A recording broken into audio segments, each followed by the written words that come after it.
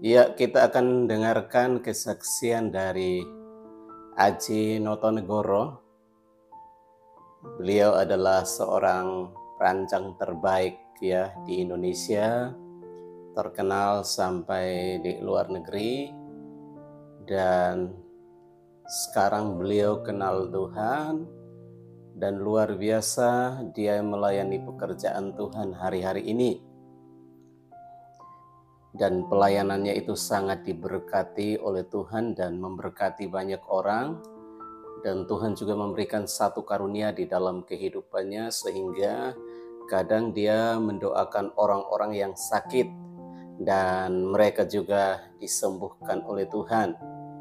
Dan kita juga akan mendengarkan bahwa dia melayani di sebuah gereja yang tidak terlalu besar, namun firman Tuhan yang disampaikan sangat luar biasa. Percaya bahwa tidak ada yang mustahil bagi Tuhan untuk mengerjakan sesuatu dalam kehidupan kita, apapun pergumulan kita. Ya, seperti apa? Kita akan masuk di dalam doa yang disampaikan oleh hambanya. Bapa, kami bersyukur dan berterima kasih karena anugerah keselamatan di dalam Tuhan Yesus Kristus. Kami bersyukur oleh darah Tuhan Yesus Kristus. Haleluya. Kami semua telah diadopsi menjadi anak-anak Bapa di sorga. Amin. Tuhan Yesus Kristus, Engkaulah kekudusan kami. Amin. Tuhan Yesus Kristus, Engkaulah kebenaran kami. Amin. Oleh kebenaran firman-Mu, kami semua dikuduskan. Kami semua dibenarkan. Roh Kudus, urapi aku untuk memberitakan kabar baik Yesus Kristus. Amen. Yang penuh kasih, karunia, dan kebenaran. Amen. Roh Kudus, urapi aku, setiap kata kalimat ucapanku tidak ada yang salah. Amen. Semuanya termaterai. Kami percaya yang sakit disembuhkan. Amin. Yang luka dipulihkan. Amin. Dan kami semua diberikan dalam segala kelimpahan. Yes. Dalam nama Yeshua HaMashiach Yesus Kristus, Tuhan Juru Selamat, mari kita bersama-sama katakan amin. Kami persilakan dulu. Haleluya, haleluya. Shalom. Luar biasa ya. Kita hari Minggu ini kita dapat beribadah bersama untuk meninggikan dan memuliakan nama Tuhan. Ada amin. Haleluya. Ya. Amin. Saudara-saudara, semua sehat? Sehat. Dalam nama Tuhan Yesus semua sehat, ya. Semua sukacita? Dalam nama Tuhan Yesus kalian semua sukacita. Ya, untuk sebelum kita mendengarkan firman-firman yang lain, kita buka Ibrani 12 ayat 2.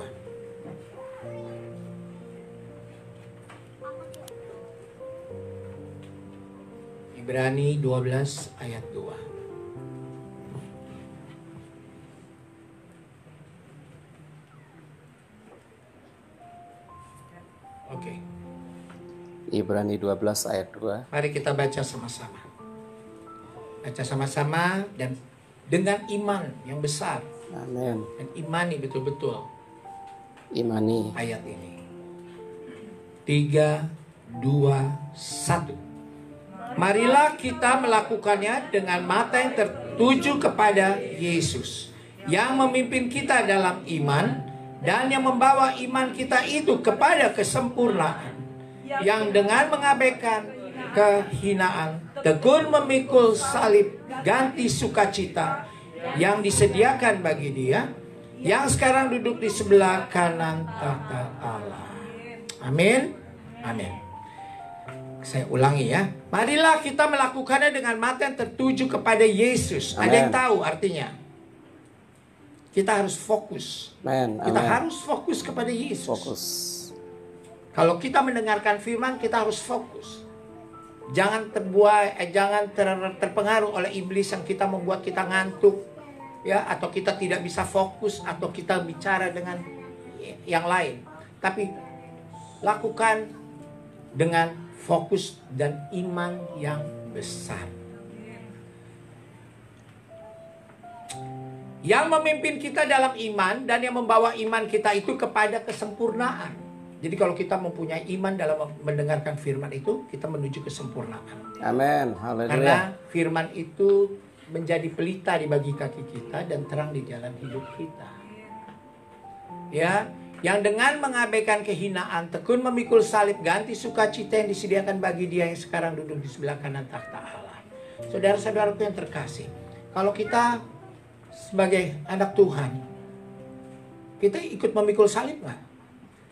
Kita ikut memikul salib, tapi jangan pernah berkata bahwa kita memikul salib itu dengan air mata. Kita memikul salib harus dengan sukacita. Itu yang diinginkan Yesus. Amin. Jadi Betul kita kalau sekali. sudah memikul salib, jangan pernah sedih, jangan pernah nangis, jangan pernah kecewa, atau katakan, wah tidak enak ikut Yesus ini, karena kita juga harus memikul salib dengan kesulitan. No. Kalau orang berkata seperti itu orang yang tidak bersyukur kepada Tuhan. Kita harus yakin dengan memikul salib kita harus dengan sukacita. Karena kita menuju mahkota kemenangan. Ada amin? Haleluya. Ya, Tuhan Yesus itu, wah, pokoknya kalau udah ikut Tuhan Yesus luar biasa dahsyatnya deh. Beneran. Ya, saya juga pernah mengalami kebangkrutan, saya pernah jatuh, saya pernah dipenjara. Tapi jangan melihat ke belakang. Tapi setelah Tuhan Yesus pilih saya, Tuhan Yesus memakai saya, sukacita yang saya dapatkan hingga hari ini. Ada amin? Amin. Kuncinya sama Tuhan cuma dua, iman dan percaya. Tidak ada yang lain. Ya, tidak ada, aduh pengen ikut Yesus, saya berdoa, aduh kalau ikut Yesus pasti jadi kaya. Nggak ada. Ya, tapi damai sejahtera yang ada di dalam tubuh kita, itu yang kita rasakan. Amin. Ada amin? Saudara-saudara yang terkasih, begini. Manusia itu selalu ada ketakutan dan kekhawatiran di dalam hidupnya. Betul nggak? Nggak, bohong kalau nggak. Ya, kadang-kadang kita punya utang sama kredit card aja, kita deg-degan pagi-pagi didatengin debt collector. Ya, padahal pagi udah ngomong, Tuhan berkati saya hari ini Tuhan. Ya, berkati keluarga saya. Toto debt collector datang. Shalom. Wih, orang debt collector datang. Hati kita terus bilang, aduh, gimana nih saya belum punya duit. Dia sudah datang. Apa yang kalian ucapkan tadi pagi, kalian minta berkat sama Tuhan, itu hilang semua. Karena apa? Karena kalian ada debt kolektor takut. Padahal Tuhan yang punya kuasa dari segala kuasa. Kalian tidak percaya dengan kuasanya Tuhan. Kalian tinggal menghadapi, selamat pagi Pak, apa kabar? Mohon maaf Pak, Bapak tolong bisa tunggu saya 1 minggu lagi. Karena saya percaya Tuhan lagi tolong saya Pak. Saya yakin 1 minggu lagi saya bayar. Yakin aja. Ya kan? Baru 5 hari Tuhan sudah kasih rezeki. Kalian lunaskan kredit card kalian. Tapi kalau kalian udah takut duluan, aduh, dia udah datang, gue belum punya duit. Hilang. Kalian minta berkat sama Tuhan, hilang. Karena Tuhan bilang, kamu baru didatengin debt kolektor, kamu takut. Padahal kamu sudah minta berkat sama saya. Berarti kamu tidak percaya sama saya, katanya. Ya. Jadi Tuhan juga berfirman di Ayub 3 ayat 3 ayat 25, Tuhan kan berkata, apa yang kau khawatirkan, itu yang menghampirimu. Apa yang kau takutkan, itu yang mendatangimu. Kalau kau sudah hidup bersama aku sudah hidup hadap bersamamu, kau tidak perlu lagi ada ketakutan dan kekhawatiran. Semua persoalanmu, aku yang selesaikan. Ada amin? Amin. Tuhan bilang. Makanya kita ini kalau hidup itu kita harus terus berlindung kepada Tuhan. Seperti Alkitab di Mazmur 118 ayat 8. Tuhan berkata begini, berlindunglah engkau kepada Tuhan daripada engkau percaya kepada satu manusia pun. Karena kalau kita percaya kepada manusia, itu kita pasti dapat kekecewaan, dapat kebencian, dapat dendam, dapat amarah. Jangan. Berlindung aja sama Tuhan. Kamu minta sama Tuhan. Tuhan sudah berjanji kok. Kau percaya kepadaku, apa yang kau minta akan kuberikan kepadamu. Kau percaya kepadaku, aku tidak akan mempermalukanmu. Itu udah janji Tuhan. Tuhan kalau berjanji tidak pernah ingkar, tidak pernah berhutang. Serahkan aja diri kita ini. Kita hidup, aduh saya seperti di Mazmur 37 ayat 5. Tuhan juga berkata begini, serahkanlah segala kehidupanmu kepadaku. Engkau percaya aku bertindak untukmu. 1 Petrus 5 ayat 7 juga dia berkata, serahkanlah segala kekhawatiranmu di dalam hidupmu. Serahkan kepadaku, karena aku yang sudah memeliharamu, kata Tuhan. Luar biasa. Ya kan? Jadi kita ini harus bisa berserah diri. Memang tidak berserah diri itu sama Tuhan tidak mudah. Ya, bisa bercucuran air mata. Tapi hasilnya dari bercucuran air mata, sukacita, damai sejahtera yang kita dapatkan. Ya, makanya kita disuruh fokus sama Tuhan. Tuhan bilang, kamu fokus, Ibrani 12 ayat 2. Fokus kepada saya, kata Tuhan. Lalu bagaimana Tuhan? Saya untuk memberitakan biar fokus kepada Tuhan. Kedengarannya mudah, tapi belum tentu bisa mengerjakannya. Ya, kan tadi saya di ibadah pertama saya sudah katakan, apa sih hadiah yang terbesar dari Tuhan untuk kita? Bukan keselamatan. Nafas hadiah yang terbesar dari Tuhan untuk kita. Kedua baru keselamatan. Jadi waktu janin ada di dalam rahim ibu kita, malaikat itu ambil dan persembahkan kepada Tuhan. Dan dia berkata, Tuhan, janin ini akan dijadikan manusia atau tidak? Tuhan bilang, berikan kepada saya. Sudah waktunya dia untuk jadi manusia. Lalu Tuhan berikan apa kepada janin itu? Di benih itu. Dikembalikan lagi ke rahim ibu kita. Dikasih ruh. Makanya di setiap manusia harus sadar bahwa ruh yang ada di dalam tubuh kita ini adalah ruh bagian dari Allah. Makanya dimanapun kita berada, Allah ada selalu bersama kita. Amen. Tapi fokusnya bagaimana setelah berkembang menjadi 30 hari, 1 bulan, 2 bulan, akhirnya menjadi janin. Janin terus lahir ke dunia 9 bulan, 10 hari. Kita menghirup udara pertama kali ke dunia. Tuhan sudah selamatkan kita. Ada amin. Amen. Tapi manusia itu lupa. Wah, dia bilang, ntar kalau gue mati urusannya nantilah, katanya. Ya kan? Gue masih hidup, masih sehat. No. Kalau Tuhan masih bersamamu, kau masih hidup. Tapi kalau Tuhan tidak bersamamu, sudah lewat. Walaupun Tuhan bersamamu, tapi kau tidak bisa tahu rahasia Tuhan satu detik ke depan. Kamu tidak pernah tahu. Tuhan adalah yang punya kuasa dari segala kuasa. Kau percaya dan kau imani. Selesai. Gak ada yang lain. Kamu mau istilahnya mau ibadah setiap hari, mau berdoa setiap hari. Tapi kalau kamu tidak percaya kepada Tuhan, you get nothing from that. Kamu tidak mendapatkan apa-apa. Amin. Betul. Kuncinya cuma percaya dan imani Tuhan. That's all. Saya walaupun tidak terlahir dari Kristen, mungkin saudara-saudara yang terkasih di dalam Tuhan terlahir dari Kristen, guarantee belum tentu percaya sama Yesus 100%. Ya, karena apa? Karena manusia selalu memakai kebenarannya sendiri. Padahal kebenaran sendiri itu iblis. Sekarang saya tanya, hubungan suami istri. Contohnya nih, hubungan suami istri. Dia dapat tender 1 triliun. Misal si istri bilang, Pak, kasih perpuluhan ke gereja. Bapaknya bilang, udah, Papa udah siapin perpuluhannya ke gereja. Papa ambilin dia 2 miliar. Cukup kan dibagi? Dia mau bagi 10 gereja, gak apa-apa. Yang penting kita udah niat 2 miliar. Ibunya nih, habis pasang bulu mata. Apa, Pak? 2 miliar, dia bilang. Papa ini apa-apaan sih? Kebanyakan. Kasih aja 500 juta. Mereka juga sudah senang dikasih 500 juta. Saya tanya, si istri itu iblis atau malaikat? Iblis. Tapi bisa juga istri itu menjadi malaikat. Dia bilang, Bu, Bapak udah kasih keluarin untuk gereja 2 miliar. Cukup ya, Bu?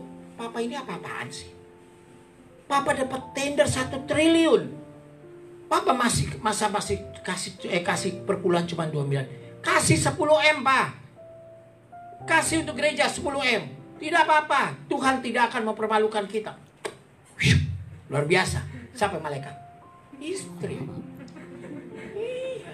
Jadilah malaikat. Iya kan? Jadi bisa jadi istri sama suami itu bisa jadi malaikat, bisa jadi iblis kadang-kadang. Iya kan? Gandengan. Papa ngeliatin siapa sih? Itu perempuan cantik sekali. Dia berkata cantik sekali bukan ada maksud, tapi ada maksud lain. Siapa yang suruh bilang cantik sekali? Iblis. Ya, padahal kalau ada perempuan cantik kayak jalan berdua. Cuma lihat begini, udah. Karena apa? Karena kamu bisa mengalahkan iblis dengan kamu berkata di setiap kau bernafas kau katakan dalam nama Yesus. Duduk di gereja begini, dengerin khotbah. Dalam nama Yesus, dalam nama Yesus. Setiap bernafas katakan dalam nama Yesus. Di WC pun dalam nama Yesus, dalam nama Yesus. Dalam nama Yesus, dalam nama Yesus. Nggak apa-apa. Semua itu. Kenapa dikata-kata dengan kata-kata dalam nama Yesus? Karena di dalam kata-kata dalam nama Yesus mempunyai kekuatan 100 kali lipat dari kata-kata apapun. Amin. Betul. Ya, kamu lagi nyetir sendiri. Tengah malam. Kamu nyanyi, siul-siul, lagu disco. Gitu. Tahu-tahu ada lubang. Mobil kamu kempes bannya. Udah kempes disamperin, orang mau nolongin, tapi ternyata dia rampok. Tapi kalau kamu nyetir tengah malam, dalam Yesus, dalam nama Yesus, ada lubang, tahu-tahu tangan kamu sendiri dilobangin, set, balik lagi sama saya. Yes, kamu harus percaya bahwa Yesus selalu menyelamatkan kita. Beri kemuliaan pada Tuhan Yesus. Iya, itu Yesus. Saya 56 tahun. 56 tahun. 57 tahun. Saya ikut seberang. Tapi saya nggak pernah punya niat saya untuk pindah agama. No. Saya tidak ada niat untuk ikut Tuhan Yesus. No. Tapi saya percaya kehidupan saya, langkah saya ke depan itu yang atur Tuhan. Amin. Amin. Sekarang saya belajar firman pun hanya membaca di kamar 3 bulan 2 minggu. Tapi kita sebagai orang Kristen baca firman itu cuma jangan kita baca firman karena kita orang Kristen, ya. Tapi baca firman selalu dengan iman yang besar. Minta sama Tuhan, Tuhan bimbing saya, biarlah Roh Kudus memimpin saya. Dalam saya membaca firman ini, biarlah firman ini menjadi daging di dalam tubuh saya. Dan saya dapat menjalankan firman-firman ini dengan benar. Karena firman tidak bisa dihafal. Tidak bisa. Kamu mau baca 10 kali, kalau kamu tidak dengan iman, tidak bisa kamu hafal.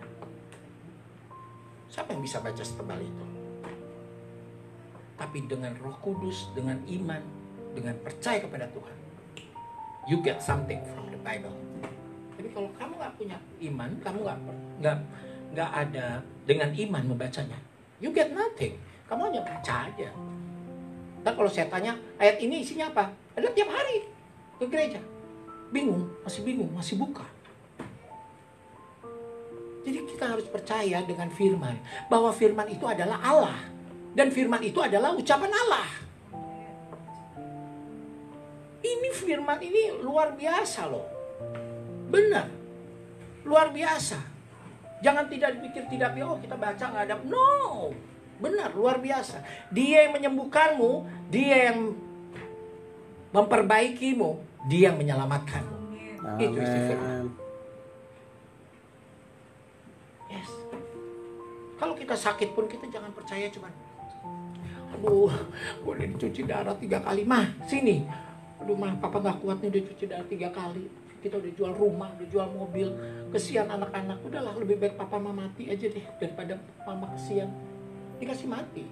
Karena kenapa? Karena kamu minta mati. Tapi kalau kita sakit, kita berdoa sama Tuhan, kita minta sama Tuhan, Tuhan saya serahkan jiwa, raga, dan roh saya kepadamu Tuhan. Dalam bilu-bilu darah suci-Mu Tuhan, aku dibebaskan, dilepaskan dari segala penyakit yang aku derita dan dari seluruh penyakit yang terkutuk di bumi ini. Saya percaya, in the name of Jesus, saya sudah disembuhkan. Sembuh. Amen. Amen. Sembuh. Aduh Tuhan, hari ini dagangan saya nggak laku Tuhan. Saya nggak ada pemasukan. Saya mau makan apa? Bohong kalau kamu bilang mau makan apa. Kamu jualan, kamu tidak laku, tidak dapat pemasukan. Kamu pulang, kamu bisa makan nggak? Saya tanya. Iyalah, jangan bohongin Tuhan. Duh, Tuhan saya mau makan apa? Kamu berbohong sama Tuhan. Jujur dong, bener nggak? Duh Tuhan, saya pasti makan. Saya pernah loh, hidup saya, you can ask to my son. I have only 20,000. Saya cuma punya 20.000 di dalam dompet saya. Saya bangkrut itu, jatuh itu under zero. Tapi saya percaya, saya yakin sama Tuhan bahwa Tuhan turut serta tangannya di dalam kehidupan saya. Pasti hidup saya lebih baik esok daripada hari ini. Luar biasa. Buktinya Tuhan angkat step by step. Step by step. Kamu minta berdoa, aduh Tuhan, Tuhan tolong saya Tuhan, mobil saya cuma Camry, tapi sebelah mobil saya udah beli Alphard, Tuhan kasih saya Alphard. Nggak dapat kamu dari Alphard. Tuhan nggak ngasih kamu Alphard. Karena kamu berdoa apa? Kamu hanya melampiaskan hawa nafsu pribadimu kepada Tuhan. You get nothing. Kamu tidak akan mendapatkan apa-apa kalau kamu berdoa hanya untuk melampiaskan hawa nafsu kepada Tuhan. Tuhan bilang, saya sudah mengasihimu terlebih dahulu. Kamu kasihi saya dong. Dan kamu percaya saja sama saya. Apa yang kamu minta akan kuberikan kepadamu. Itu Tuhan bilang. Begini. Saya pernah bawa ini di luar negeri. Firman ini. Ya. Saya mencoba. Hubungan antara anggota-anggota rumah tangga. Sekarang banyak yang suaminya selingkuh, istrinya main berondong, banyak. Ya, tapi kalau ke gereja suami istri berdua seakan-akan mesra, ya kan? Banyak itu. Tapi please, jangan lakukan itu lagi sekarang. Sekarang hidup kita ini hanya untuk Tuhan, segalanya dari Tuhan, semuanya oleh Tuhan dan kepada Tuhan. Kalau kita menjalankan hidup ini penuh dengan kasih, walaupun kita udah nenek-nenek, istri kita nenek udah jadi nenek, kita udah jadi kakek, tetap kalau jalan ini dengan kasih, pasti damai sejahtera dan sukacita yang kau dapatkan. Amin. Memang yang istri tua 50 tahun, lihat yang 25 tahun, ya beda lah. Tapi yang kasihmu hanya kepada istrimu yang 50 tahun, bukan yang kepada 25 tahun. Yang lihat ke 25 tahun, ih lebih cantik dari istri gua. Saya tanya, itu kasih atau nafsu? Nafsu. Iya kan? Itu tidak boleh. Begini, di Kolose 3 ayat 18. Boleh dibuka Kolose 3 ayat 18? Ya, Kolose 3 ayat yang ke-18. Nih, Kolose 3 ayat 18 ya, kita baca sama-sama. Yang perempuan aja yang baca. Ya, yang perempuan baca. Ayo kita baca sama-sama. 3, 2, 1. Hai istri-istri, tuturlah kepada suamimu sebagaimana seharusnya di dalam tubuh. Nah, hai istri-istri. Ya, tentang istrinya penghasilan begitu terus dia kayak raja. Papi, anak itu gantiin poin%. Wah, nggak boleh. Papi, mami pulang kerja nih, mana masakan? Papi nggak beli makanan, nggak boleh. Tetap harus menghormati, ya. Itu kan cuma hal sementara. Kalau lu toto dipecat, nah, Papa, aku dipecat, Pak. Tolong Papa kerja sekarang, udah deh mami terima aja gaji dari Papa. Nah, ya kan? Ini. Ya. Kita yang 13. Yang laki yang baca sekarang. Laki baca, perempuannya diam aja, perhatiin. Papi yang baca. Ayo 3, 2, 1. Hai suami-suami, kasihilah istrimu dan janganlah berlaku kasar terhadap dia. Banyak loh laki-laki yang melakukan kekasaran pada perempuan. Banyak. Kalau istrinya bangun telat, hei bangun, udah siang. Ya, makanan gak enak nih gini-gini. Waduh, banyak. Tapi itu tidak boleh. Dalam suatu hubungan, jalani dengan kasih. Kalau kita menjalani dengan kasih, kasih itu yang memenangkan segalanya. Amin. Amin. Nah, saudara-saudaraku yang terkasih, ya, karena gini, Tuhan itu tidak bisa mengambil kasihnya dari kita, ya, karena Dia telah mengasihi kita. selama-lamanya. Kasih Tuhan Yesus tuh kasih agape yang hanya dimiliki sama Dia. Jadi kita juga kepada siapapun, kepada pembantu, mentang-mentang kita majikan, ya, dia salah sedikit maki-maki. Padahal salahnya sedikit, cuma mecahin gelas.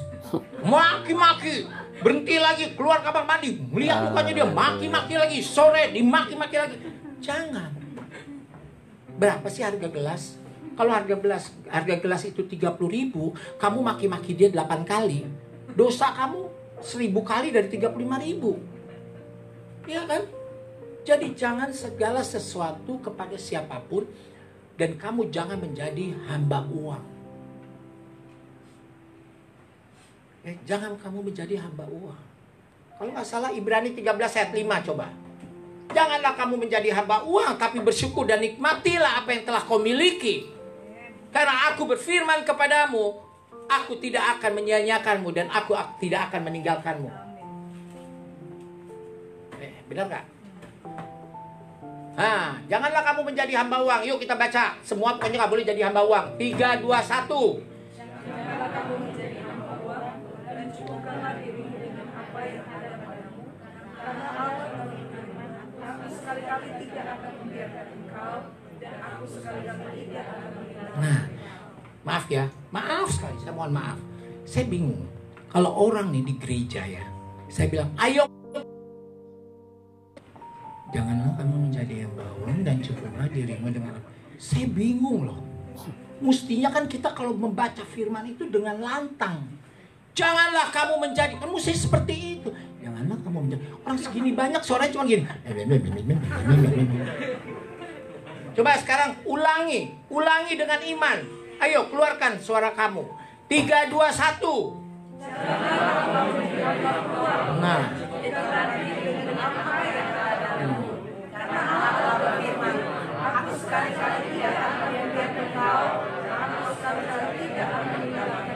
Nah gitu. Kalau nyanyi karaoke, la la la la la la la, kenceng-kenceng. Kalau giliran baca firman, oh selamat datang. Aduh, ini saudara saya yang sangat luar biasa. Jadi seperti itu, ya. Jangan baca firman terus lantang, ya.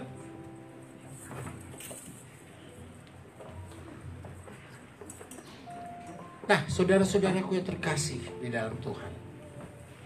Tadi kalau kita sudah membaca di Kolose 3 ayat 18, yang tadi bilang, hai istri-istri, tunduklah kepada suamimu sebagaimana seharusnya di dalam Tuhan. Saya mau nanya nih, jujur yang perempuan, kalau suaminya bilang, mah, ambilin air teh dong mah, dari dapur mah. Ada yang, iya pak. Terus yang kedua apa? Oh papa ini ada-ada aja sih, orang lagi anak-anak rebahan suruh-suruh. Itu mulai sekarang itu tidak boleh. Jangan lakukan itu. Ya, tidak boleh lakukan. Suami juga begitu. Hai suami, dengan janganlah berlaku kasar terhadap dia. Maaf. Kadang-kadang awalnya sih halus. Kalau di tengah-tengah permainan jadi kasar. Bisa juga, ya. Jadi harus dengan kasih, ya kasih. Karena kalau kita mempunyai kasih, kasih itu akan memenangkan segalanya. Ada amin? Amin. Ya. Coba kita buka ke 20 ayat 20.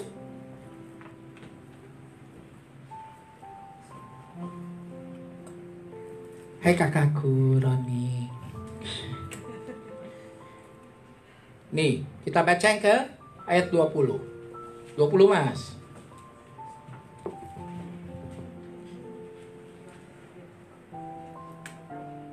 Kolose 3 ayat 20. Lanjutannya tadi. Sekarang saya minta anak-anak. Orang tua diem. Anak-anak yang belum married juga harus baca. Kolose 3. Ya, Kolose 3 ayat 20. Kolose 3 ayat 20. Kejora. Iya. Oke, ya anak-anak baca kita sama-sama. 3, 2, 1.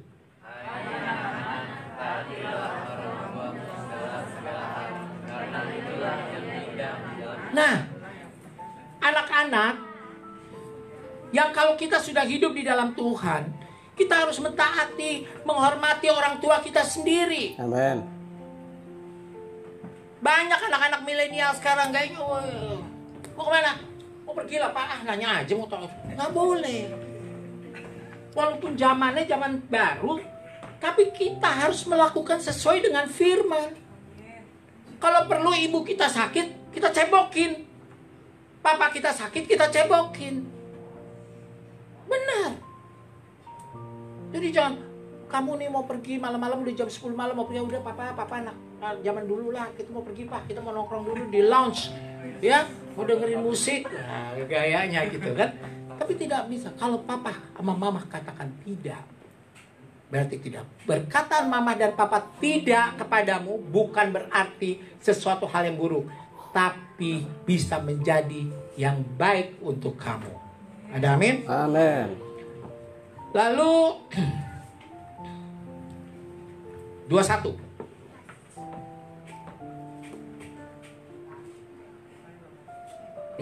Sekarang bapak-bapaknya yang baca.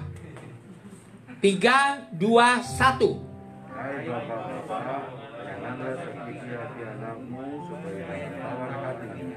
Nah, sekarang itu lihat nggak kalau di berita, anak sendiri aja dibunuh, bukan disakiti lagi, tapi dibunuh. Kadang-kadang kita mengasih tahu sama anak aja, kalau kita emosi kita tampar anak kita. Itu mulai sekarang kita tidak boleh lakukan, karena itu menjadi tawar di dalam hatinya dia. Selalu kasih. Ya, Galatia 5 ayat 14. Coba kalau nggak percaya. Ayo Galatia 5 14. Tuhan berkata. Ya kita lihat. Sebab seluruh hukum Taurat tercakup dalam satu firman ini, yaitu kasihilah sesama manusia seperti kamu mengasihi dirimu sendiri. Saya tanya, kamu mengasihi dirimu sendiri nggak? Iya. Tapi kalau mau pacar kadang-kadang nggak suka mengasihi. Hah? Iya kan? Suka marah-marah kan? Itu nggak boleh. Cinta yang kamu jalankan, kalau kamu jalankannya dengan kasih, percaya, damai, sejahtera, dan sukacita kamu dapatkan. Ya, benar. Kita ini hidup hanya untuk Tuhan kok. Ya. Kalau kita kaya sebanyak apapun kekayaan kita, ya, misalnya nih kayak siapa yang punya ini daerah Serpong, Sumarekon, ownernya misalnya mati, mau dibawa tuh hartanya Sumarekon, kuburannya lebihin dari apa, ya kan? Nggak ada, itu semua akan jadi milik orang lain. Iya, makanya Tuhan bilang, kamu ini sebagai manusia adalah ciptaan saya yang paling sempurna. Tapi nggak ada kamu itu yang kamu sombongkan sebagai manusia. Orang kamu lahir, manggil dukun, manggil dokter, ya kan minta ditolongin, nggak bisa melahirkan sendiri. Ya, kita mandi pertama kali di dunia, minta mandi sama siapa? Sama orang lain. Kita minta nama dengan siapa? Dengan orang lain. Walaupun kamu membaca buku nama-nama, itu kan bukan kamu yang menciptakan, kamu dapat dari orang lain. Kamu mandi terakhir, siapa yang mandiin? Kamu mandi sendiri begini? Ke kamar mandi? Nggak bisa. Yang mandiin pun orang lain. Terus kalau kamu mati, siapa yang mau ngubur? Mau pakai remote control? Peti mati ya, terus nyampe ke kuburan? Nggak bisa. Pasti dikubur sama orang lain. Dan kita, sebagai manusia ciptaan yang paling sempurna dari Tuhan, Tuhan bilang kamu harus jaga kasih dan lekangnya waktu dengan kakak kamu, adik kamu, ibu kamu, nenek kamu, pembantu kamu, supir kamu. Semua harus dengan kasih. Karena kamu tidak tahu kapan kamu butuh orang lain. Apalagi kita. Kita punya saudara. punya mama, punya kakak, punya adik. Kita harus dengan kasih. Dengan kasih. Percaya sama saya. Kalau kalian membenci saudaramu, percaya sama saya, tapi saudaramu di dalam doanya selalu mendoakanmu. Tidak ada dia minta sama Tuhan, dia bilang, oh Tuhan, cepat mati aja itu kakak saya.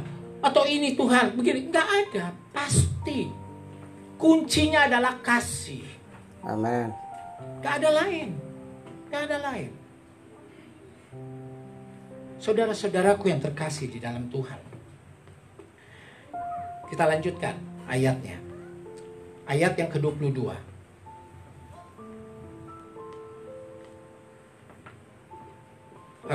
Ayat yang ke-22, Kolose 3 ayat 22.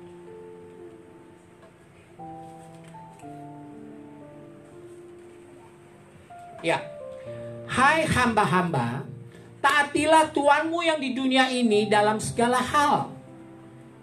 Jangan hanya di hadapan mereka saja untuk menyenangkan mereka, melainkan dengan tulus hati karena takut akan Tuhan. Jadilah kita ini anak-anak yang takut akan Tuhan. Betul. Kalau kita takut akan Tuhan, selalu hidup kita diberkati sama Tuhan. Ada amin? Amin. Kita tidak bisa melawan Tuhan. Kita manusia punya keterbatasan. Apapun punya keterbatasan. Saudara-saudaraku yang terkasih di dalam Tuhan. Mulai hari ini, siapapun yang punya masalah dengan ibu, bapak, kakak, adik, tetangga, siapapun, percaya sama saya. Jika kau mau memberikan kasih kepada mereka hari ini dan sampai akhir hayatmu, kau diselamatkan dan kau disehatkan. Penyakit itu bukan Tuhan ciptaannya.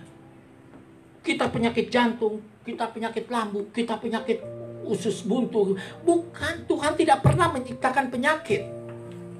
Yang menciptakan penyakit itu adalah diri kita sendiri. Jika kita mempunyai kepahitan di dalam diri kita sendiri, kita sakit. Jika kita punya kasih, sukacita, damai, kalian sehat. Amin. Itu dijanji Tuhan. Udah janji Tuhan.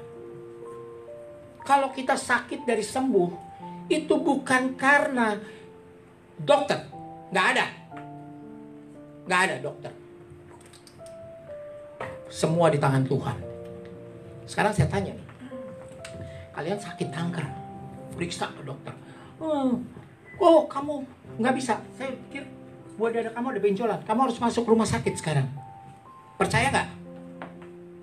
Saya tanya, percaya nggak kalian? Percaya. Kenapa? Karena dokter yang ngomong. Oke, kamu begitu masuk rumah sakit, kamu dirawat. Tahu-tahu kamu sembuh. Begitu kamu pulang, saudara kamu datang. Maaf ya, saya nggak sempet nengokin kamu ke rumah sakit. Saya baru nengokin kamu ke sini. Tapi saya punya tetangga juga sakit seperti kamu. Itu di mana sih? Manusia jawabnya apa? Saya pengen dengar. Ayo, jawabnya apa? Bohong. Kalau nggak tahu, pasti jawabnya begini. Oh iya, kamu pergi ke rumah sakit Cikini. Kamu temui dokter ahli kanker tuh, Profesor Dr. Aji Notonegoro. Kamu temuin dia. Dia luar biasa. Dia hebat. Saya tanya, manusia itu melupakan Tuhan nggak?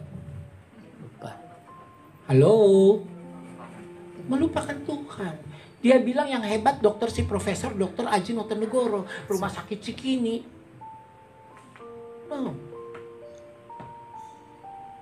Dia lupa, harusnya dia berkata, kamu pergi ke rumah sakit Cikini, ketemu Profesor Dr. Aji Notonegoro. Tapi kamu jangan lupa, kesembuhan saya bukan karena mereka, tapi kesembuhan saya karena kuasa Tuhan di hadapan saya. Haleluya. Amin. Itu kuncinya percaya. Kita bersosialisasi itu juga penting. Tuhan juga tidak mau kalau kita menyendiri di kamar, tidak mau kenal siapa-siapa. Enggak. Tuhan nggak mau. Justru kamu harus menyambung persaudaraan kamu dengan siapapun. Kamu tidak perlu minder. Ada saya, di hadapan manusia kamu tidak perlu minder. Karena saya ada bersamamu. Kamu harus bergaul dengan saudara, dengan siapa kamu harus terus bergaul. Kamu tidak boleh menyendiri, tidak boleh ngerasa, ntar kalau gue begini gue diomongin orang, ntar gue begini. Enggak.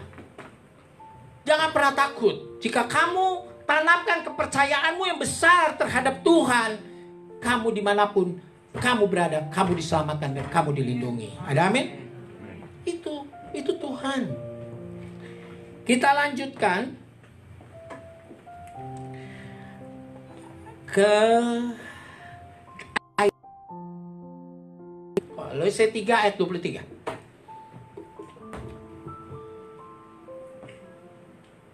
Ini juga penting banget untuk kita. Di firman ini Tuhan berkata, apapun juga yang kamu perbuat, perbuatlah dengan segenap hatimu, seperti untuk Tuhan dan bukan untuk manusia. Jadi kalau kita menyumbang pun, berbuatlah sumbangan kita itu bukan karena kita pengen dipuji atau namanya, atau kita pengen dikenal. No, tapi berbuatlah sumbangan itu karena Tuhan. Ya. Itu kalau karena Tuhan everything, semuanya kamu yang rasakan. Tapi kalau kamu hanya itu kebanjiran, itu banjir bandang. Panggil wartawan. Kita sumbang 1 miliar. Diekspos. Tuhan tidak menginginkan itu. Tuhan menginginkan keikhlasanmu, bukan pameranmu. Kalau kamu nyumbang 1 miliar, ada orang yang bisa nyumbang 100 miliar. Tapi Tuhan lebih senang kamu tidak usah orang lain tahu. Biarlah aku yang tidak terlihat olehmu. Aku yang mengetahui apa yang kau perbuat, kata Tuhan. Ya, jadi kita ini semua berbuat untuk Tuhan. Untuk Tuhan. Wah, ini saudara saya ini luar biasa. Ini satu keluarga ini luar biasa. Tapi dia tidak pernah mau. No. Kita harus sama. Kita harus lakukan itu. Tuhan tidak mau kesan kita pamer. Gak mau. Dan kalau berbuat apa-apa harus dari segenap hati. Kalau orang sudah baik, jangan pergunakan kebaikan itu. Pak Jokowi udah baik, tapi jangan ngambil kesempatan kebaikan Pak Jokowi. Jadi begitu juga kita. Setiap orang yang baik kepada kita, kita jangan ambil kesempatan itu. Sepintar-pintarnya kamu menyimpan bangkai, pasti tercium juga. Tuhan punya cara yang luar biasa, yang luar biasa banyaknya. Saya dulu kalau bilang siapa, maaf sekali, siapa yang nggak kenal saya? Aji Notonegoro. Waktu saya masuk penjara di pengadilan, saya dibunuh karakter saya sama wartawan. Saya nggak menangis, saya nggak menyesal. Saya bilang, saya yakin jika berlian itu ditanam sedalam apapun, kau gali, kau cuci, dia akan tetap jadi berlian. Amin. Tapi manusia itu kan berbeda. Ada yang dia mau menghancurkan karakter orang karena supaya orang itu terasa loh, malu loh. Saya percaya sama Tuhan dan Tuhan tidak mempermalukan saya. Saya pernah bangkrut, saya pernah under zero. Saya nggak punya uang sama sekali. Anak saya nanya, "Papa, kita makan apa besok?" Saya cuma bilang, "Kita punya apa? Cuma punya 2 telur ayam, Pak, sama nasi sisa malam ini." Gak apa-apa, kamu makan, Papa gak makan gak apa-apa. Tapi kita berdoa. Dulu saya masih di seberang. Waktu saya berdoa pun saya seperti orang Kristen. Saya angkat tangan. Saya bilang, Tuhan jangan kasih anak saya kelaparan. Karena anak-anak saya masih butuh kalori, masih butuh kekuatan. Tapi saya minta satu, Tuhan, sama Tuhan. Tolong Tuhan, saya minta satu. Tahu gak apa yang saya minta? Karena saya punya uang cuma 20.000. Saya bilang, Tuhan, temukan saya besok sama tukang sayur yang bisa saya utangin. Yes. 6:30 rumah saya diketok. Saya nebeng di rumah orang, di rumah pegawai saya tinggal. Diketok rumah saya. Dia bilang, Mas Aji, maaf pagi-pagi saya mengganggu. Kenapa? Ini ada kiriman makanan dari ibu. Waduh, mana Pak bungkus? Pak, maaf saya nggak kuat kalau sendiri. Boleh nggak kita angkat bareng-bareng?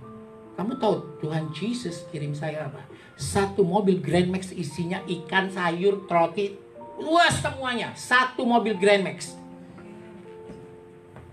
Saya cuma punya iman dan saya percaya bahwa Tuhan ikut serta dalam kehidupan saya setiap waktu. Dan begitu saya taruh di lemari es penuh, saya bagi-bagikan ke tetangga. Saya punya uang berapa? 20.000. Lalu setelah itu, Bu, Ibu tahu, Pak, tolong buka amplop ini surat dari Ibu. Oh iya, sebentar, tapi Bapak harus buka di depan saya, baru saya boleh meninggalkan Bapak. Saya buka amplop itu, saya ambil, yang keluar bukan kertas, tapi Yesus kirim saya $2.500 cash. Beri kemuliaan pada Tuhan Yesus. Itu. Jadi tidak ada yang mustahil bagi Tuhan. Lalu setelah itu kejadian, saya terus bagi-bagiin ke tetangga saya, kita makan yang telah kita terima dari Tuhan. Waktu saya di penjara, saya cuma nangis sama Tuhan. Hanya untuk 2 anak saya, bukan untuk kehidupan saya. Karena kehidupan itu udah garis tangan. Siapapun, sepintar apapun, sehebat apapun orang itu, manusia itu, dia tidak bisa melawan takdir. Jadi waktu saya gini, saya cuma bilang, Tuhan, jangan sampai anak saya kelaparan ya. Tolong Tuhan jagain dia. Saya cuma minta seperti itu. Dan Tuhan jagain. Kalau hidup ini nggak bisa kita apa-apain. Kita udah, yang hari paling penting adalah kita bisa berserah diri kepada Tuhan. Kamu percaya Tuhan bertindak untuk kamu. Itu seperti di firman di Mazmur 37 ayat 5, Tuhan berkata, serahkanlah segala kehidupanmu kepadaku, engkau percaya aku bertindak untukmu. 1 Petrus 5 ayat 7, Tuhan berkata, serahkan seluruh kekhawatiranmu kepadaku. Engkau percaya, aku yang sudah memeliharamu. Jadi kalau kita hidup sampai sekarang, kita dudukin, bukan karena suami yang memelihara kita, bukan ibu kita yang memelihara kita, bukan anak-anak kita yang memelihara kita, tapi Yesus yang memelihara kita. Makanya, saudara-saudaraku yang terkasih, kamu harus percaya waktu Tuhan itu adalah yang terbaik untuk kita. Waktu kita itu bukan waktunya Tuhan, tapi waktu Tuhan itu untuk kita. Makanya saya senang banget. Saya itu selalu setiap pagi, boleh tanya sama anak saya, kalau saya di kamar mandi, saya bangun tidur, saya selalu nyanyiin, waktu Tuhan pasti yang terbaik, walau kadang tak mudah dimengerti. Lewati cobaan, ku tetap percaya waktu Tuhan itu yang terbaik. Percaya waktu Tuhan itu pasti yang terbaik. Kamu percaya? Saya waktu bangkrut, waktu jatuh, saya tinggal di rumah pegawai saya. Saya nggak punya rumah. Even uang pun saya nggak punya. Sampai suatu saat saya yakin Tuhan pasti tolong saya, Tuhan tolong. Sampai saya akhirnya bisa ngontrak rumah. Rumah saya di dalam gang. Benar. Tapi saya nggak malu. Ngapain saya malu? Orang ini kehidupan. Saya nggak malu. Tapi saya percaya dengan Tuhan. Lalu saya udah mau bayar. Waktu itu saya habis di Yerusalem sebulan. Saya belajar tentang Yesus. Saya pulang, saya mau bayar kontrakan saya yang 15 juta setahun. Orang yang punya rumah bilang, enggak, saya nggak mau diperpanjang sama kamu. Karena kamu sudah ikut Tuhan Yesus. Oh my God. Ya udah, Tuhan tahu. Aji sekarang nggak punya rumah. Aji cuma bisa sewa mes. Mes itu bayarnya 250.000 per hari. Saya bilang, Tuhan, jangan sampai saya dipermalukan. Jangan sampai Tuhan saya tidak bisa bayar. Tuhan jagakan uang saya. Saya tinggal sama anak saya, Andrew. Kakaknya tinggal di rumah pegawai saya. Terus saya bilang, saya mau berangkat ke Semarang, mau ke Pati, saya mau khotbah. Waktu itu saya bilang, di mobil. Saya cuma berdoa di mobil. Tuhan, Aji udah gak punya rumah Tuhan. Tapi Tuhan, saya percaya Tuhan gak mau saya kepanasan atau kehujanan. Tuhan, dimanapun Tuhan pilihkan rumah untuk saya akan tempati. Dan saya tidak akan pernah komplain sedikit pun. Waktu saya mau berangkat ke airport, masih punya waktu 4 jam, saya lihat nih, mampir ke sini dong, lihat yuk kali aja ada rumah. Percaya waktu saya mau mendapatkan rumah saya pikir supir saya yang ngomong. Anak saya juga, enggak ada yang ngomong apa. Cuma saya dengar di kuping saya, dia bilang gini, itu loh rumah untuk kamu. Begitu saya sampai di depan rumah saya, itu tulisannya rumah dijual. Sementara uang saya cuma 36 juta di dalam rekening saya. Pas saya tanya, Pak rumahnya mau dijual? Iya, mau jual berapa Pak? Harganya itu bisa 4M, tapi saya mau jual 2M karena saya punya utang sama BCA. Hah? 2M orang utang, uang saya cuma 36 juta? Kan nggak mungkin. Secara nalar manusia tidak mungkin. Saya boleh foto-foto Pak? Boleh. Tapi waktu saya foto-foto saya bilang gini, Pak 1,8 ya Pak. Saya nggak tahu itu uang dari mana. Tapi saya ngomong aja, wah nggak bisa 1,8 nggak. Saya udah ditawar sama Ibu Haji 1950. Saya berangkat ke Semarang, pagi-pagi saya ditelepon. Pak Haji, jadi nggak beli rumah saya? Ini siapa ya Pak? Saya Pak Anton. Oh, ya jadi Pak, kan saya udah tawar 1,8. Gini aja, 1950. Saya nggak mau loh, kemarin Bu Haji tawar 1850. Dia kurang 50, saya naik 50. Terus, ya udah gini aja Pak Haji, 1,9 gimana? 1,9. Oke Pak, deal. Saya bilang, padahal uang saya 36 juta, beneran. Terus dia tanya, Bapak punya uang nggak 50 juta? Nggak punya. Adanya berapa? 20 juta. Oh, ya udah kasih saya sebagai tanda jadi. Saya kasih. Asisten saya bilang gini, Mas, gue bingung sama lu ya, kata dia. Lu mau bayar ngasih tanda jadi rumah, tapi lu nggak punya duit lu 36 juta, sekarang sisa 16 juta. Ini mau tahun baru loh. Anak-anak ntar mau kemana-kemana, cukup nggak? Udah lu diem aja. 20 juta, lu percaya sama Tuhan. Kalau itu akan jadi rumah, akan jadi rumah. Tapi kalau enggak, Tuhan pasti gantikan 100 kali lipat. Saya cuma ngomong gitu. Udah saya mandi, tapi dalam hati sih gini ya. Saya percaya tuh, tapi cuma dalam hati, iya ya. Udahlah biar aja. Saya mandi, selesai mandi bunyi telepon lagi. Selamat pagi, Pak Haji. Oh, selamat pagi. Dengan Pak Haji Notonegoro? Iya. Kenapa ya, Bu? Bisa ke kantor saya? Hah? Gak bisa, Bu. Saya lagi di Semarang. Saya nanti malam nyampe jam 9 malam. Nah, kalau besok bisa? Bisa. Saya datang lah besoknya. Besok saya datang sama adik saya. Ini ngomong-ngomong, saya mau buat seragam ya, gini. Saya cuma dalam hati saya gini, ini orang apa sih mau buat seragam, ngomong gak duduk, maksudnya gak serius gitu loh ya. Terus besok kirim aja kontraknya ya, punya kontrak sama Garuda gak? Oh punya Bu, ya udah kamu kontrak kirim, nanti saya jawab langsung. Besoknya dikirim sama adik saya. Oh saya belum kenalkan ya, ini anak saya yang kedua, Andrew berdiri. Nah, ini adik saya. Nah, ada anak lagi saya 2, tapi puji Tuhan loh, setelah saya ikut Tuhan Yesus, tau gak? Aduh saya senang, gak ada saya maksa-maksa. Akhirnya anak-anak saya ikut Tuhan Yesus semuanya. Adik saya ikut Tuhan Yesus. Aduh semua. Dan teman-teman saya banyak yang saya tarik juga sih. Bukan tarik ya, bukan maksa. Saya cuma ada problem, saya kasih firman. Ji, kalau gue ikut Tuhan Yesus gimana? Ya gak apa-apa, suka-suka kamu. Gitu ya. Kan Tuhan melihat buahnya. Ya. Jadi saya pada waktu itu terus saya bilang, oh iya, gini, pas dihitung semuanya, percaya nggak? Angka yang ada di kontrak itu berapa? 1,9. Saya berdoa sama Tuhan.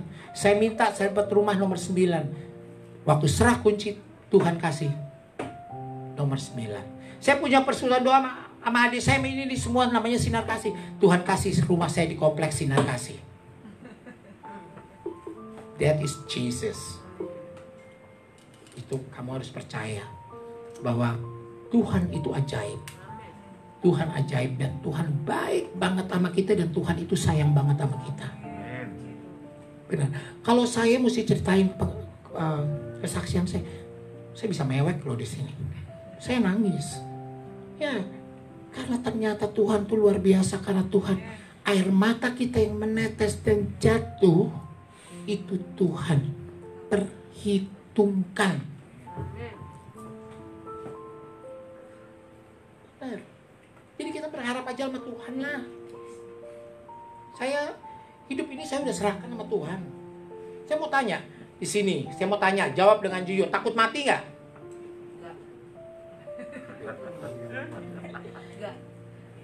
Enggak kan? Saya enggak. Betul.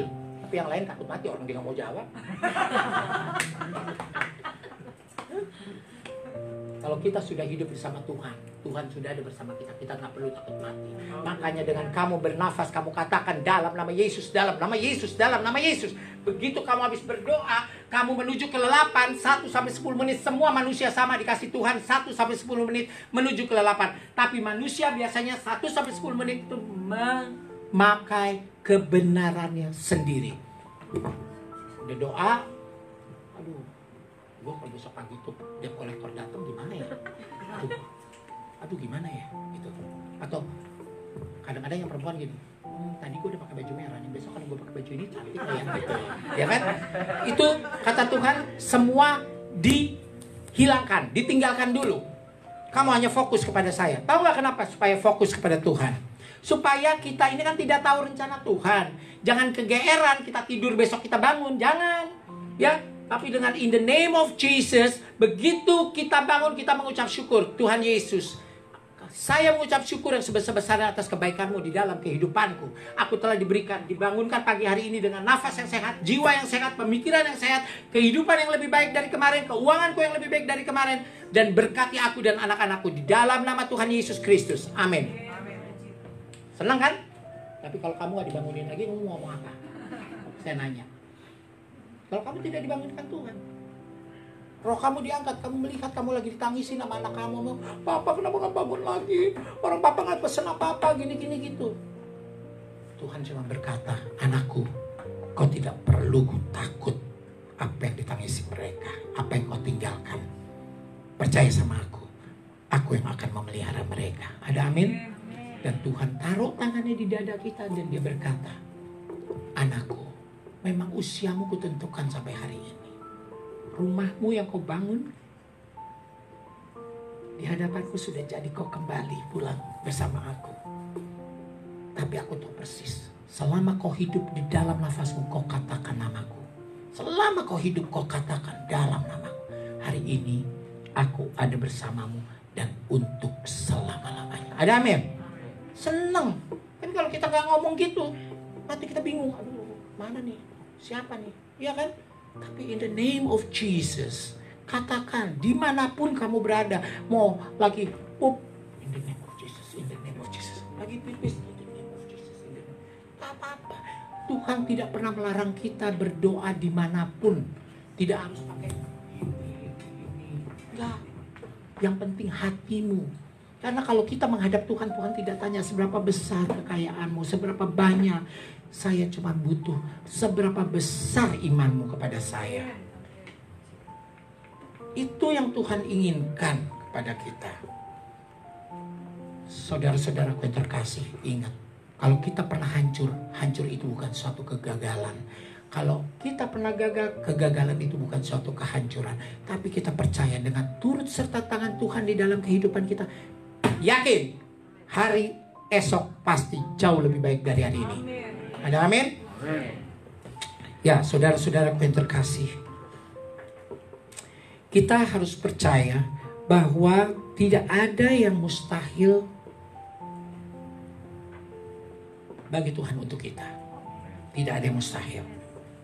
Ya, kita lihat di sini. Saya mau baca sebentar, ada firman ini. Yang tadi saya katakan,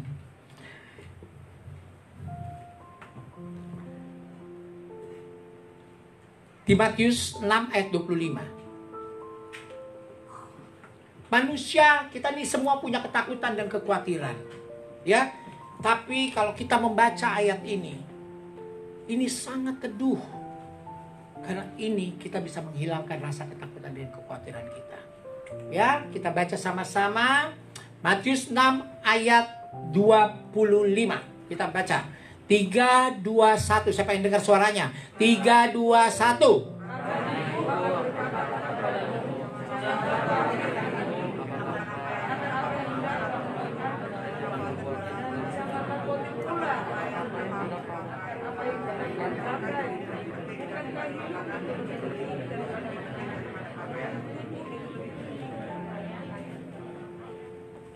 Tuhan itu udah berjanji di dalam doa Bapa kami.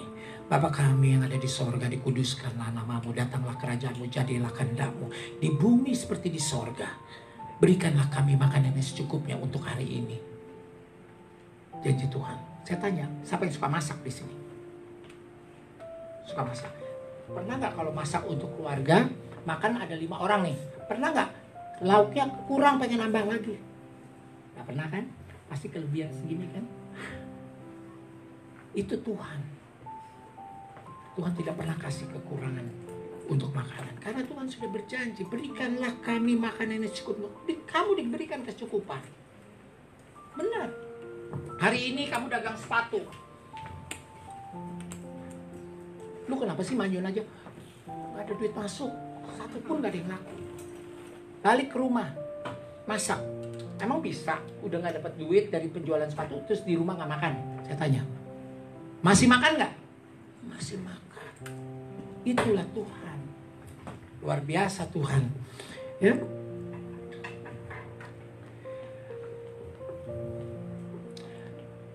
Kalau semua saya yakin pasti hafal di Matius 6:33. Ya, ini adalah ayat yang paling bagus untuk kita. Ya. Kita baca sama-sama 3 doa. Saya bingung, tunggu. Orang kok baca ayat ini? Lantang dong, kita baca firman Tuhan loh, ya. Tapi dengan iman supaya semua itu jadi daging di dalam tubuh kita, ya. Ayo kita baca 3, 2, 1.